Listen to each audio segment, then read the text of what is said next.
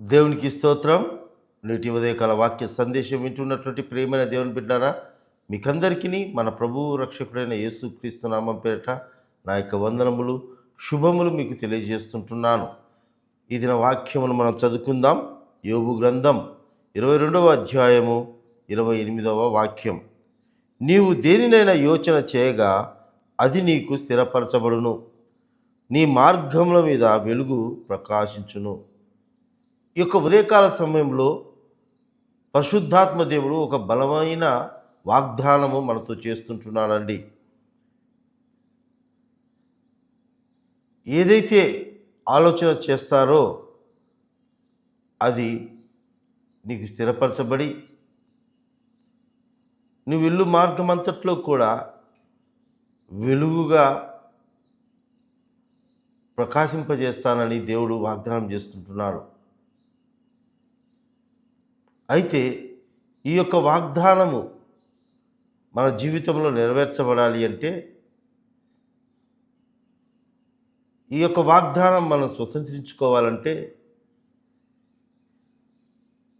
ఇదే అధ్యాయములో గమనించినట్లయితే 21వ వాక్యములో తెలియజేస్తున్నాడు. మొదటిగా దేవునితో సహవాసం చేయాలి. లోకంతో కాకుండా, లోక స్నేహంతో కాకుండా, లోక సహవాసం కాకుండా, లోక మనుషుల సహవాసం కాకుండా దేవునితో సహవాసం చేయాలి. రెండవదిగా చూసినట్లయితే 22వ వాక్యములో దేవుని యొక్క వాక్యమును, ఉపదేశమును మనము మన జీవితాల్లో అవలంబించుకోవాలి. తర్వాత ఆయన యొక్క ఉపదేశించిన ఆ మాటలు మన హృదయం ముందు ఉంచుకోవాలి. మూడవదిగా సర్వశక్తిని వైపు తిరగాలండి. అంతేకాకుండా మన కుటుంబాల్లో, మన జీవితాల్లో ఉంటున్నటువంటి దుర్మార్గాన్ని తీసివేసుకోవాలి, పాపాన్ని తీసివేసుకోవాలి. అప్పుడు దేవుడు మనతో తోడుగా ఉంటాడండి. మన ఆలోచనలో తోడుగా ఉంటాడు. మన ఆలోచన యావత్తు దేవుడు సఫలపరుస్తాడు. ఆ విధంగా దేవుని ప్రకారంగా జీవిస్తూ దేవునికి ప్రార్థన చేసినట్లయితే ఆయన మనవి ఆలకిస్తాడండి, మన ప్రార్థన ఆలకిస్తాడు. ఈరోజు నీ జీవితంలో, నీ కుటుంబంలో దేని గురించి ఆలోచన చేస్తుంటున్నావు? ఉద్యోగ విషయమా, వివాహ విషయమా, సంతాన విషయమా, చదువు యొక్క ఉన్నతమైనటువంటి చదువులు చదువుకోవట కొరకాయ? నీ యొక్క మనసులో ఏ ఆలోచన అయితే చేస్తుంటున్నావో అది దేవుని చెంత పెట్టి, ప్రభువా నీ చిత్త ప్రకారంగా ఇది జరిగించని దేవుని దగ్గర మనం ప్రార్థన చేసి, అంటే దేవునికి మనము సరెండర్ కావాలండి. దేవుని మీద ఆధారం చేసుకోవాలి. దేవుని యొక్క అధికారానికి, దేవుని యొక్క శక్తికి మనం అప్పచెప్పుకోవాలి. ఎప్పుడైతే మనము ఆ రీతిగా మన యొక్క క్రైస్తవ జీవితము, మన భక్తి జీవితము దేవుని మీద ఆధారం చేసుకుని ఉంటామో, అప్పుడు దేవుడు నీ ఆలోచన యావత్తు ఆయన సఫలపరుస్తాడు. నీ పనుల భారం యెహోవా మీద మోపుము అని వాక్యములు చదివిస్తూ ఉంది. మనం ఏ విషయాల కొరకైతే ఆలోచన చేస్తుంటున్నామో వాటన్నిటిని కూడా దేవునికి మీద మనము అడిగినట్లయితే, ఆయన చిత్తానికి ప్రకారంగా మనం ఒప్పుకున్నట్లయితే తప్పకుండా దేవుడు సహాయం చేస్తాడు.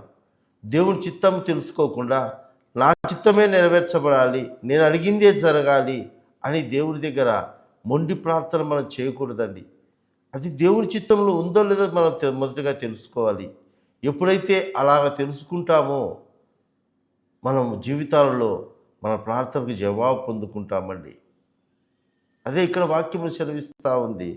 మనము అన్యులలాగా జీవించకూడదు, దేవునితో సహవాసం చేసి జీవించాలి.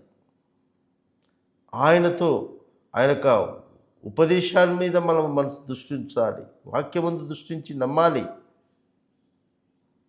హృదయంలో ఉంచుకోవాలి. ఏమైతే దేవుని యొక్క వాక్యం చదువుకుంటున్నామో, దేవుడు మనతో ఏం మాట్లాడుతుంటున్నాడో, ఏ విధమైన విషయాలు తెలియపరుస్తున్నాడో వాటిని మన హృదయంలో స్థిరపరచుకోవాలి.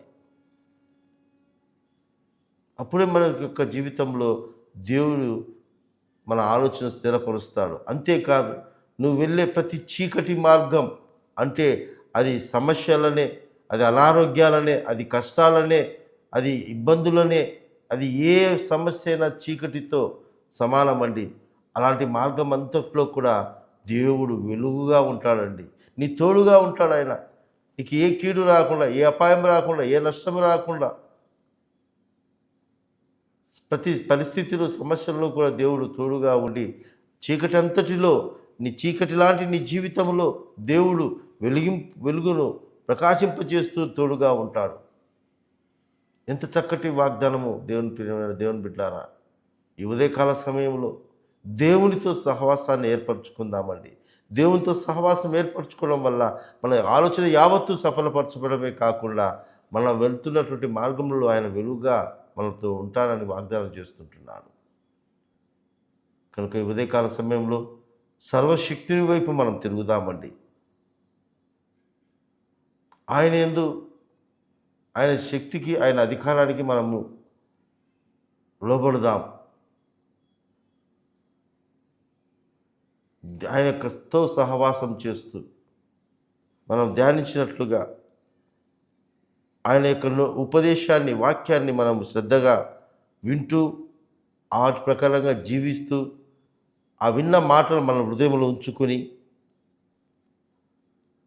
మన లోకం వైపు, లోక మనుషుల వైపు కాకుండా సర్వశక్తిని వైపు తిరిగి ఆయనకు ప్రార్థన చేద్దాం. అప్పుడు ఈరోజు దేవుడు మనతో తెలియజేస్తున్న ఈ వాగ్దానము మన జీవితాల్లో, మన కుటుంబాల్లో దేవుడు నెరవేరుస్తాడు. అటు రీతిగా మనము జీవించినట్లుగా పరిశుద్ధాత్మ దేవుడు మనకందరికీ సహాయం చేయునుగాక. ఆమేన్.